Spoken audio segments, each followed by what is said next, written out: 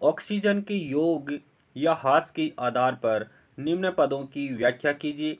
प्रत्येक के लिए 2 उदाहरण दीजिए। उपचयन और अपचयन, इन पदों की व्याख्या करनी है।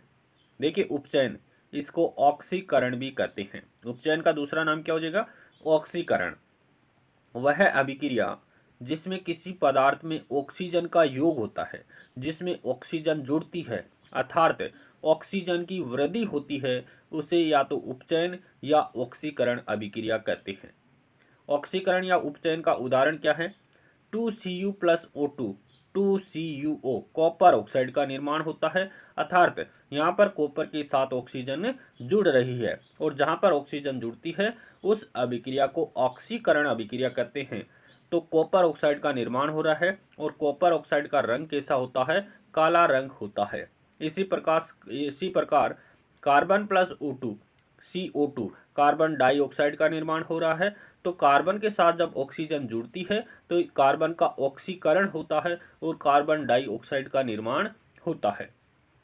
इसी प्रकार बात करें अपचयन की, वह अभिक्रिया जिसमें किसी पदार्थ में से ऑक्सीजन निकलती है, ऑक्सीजन की कमी होती है, तो उसे क्या कहते हैं? अपचयन अभिक्रिया कहते हैं, जहां से ऑक्सीजन निकलती है।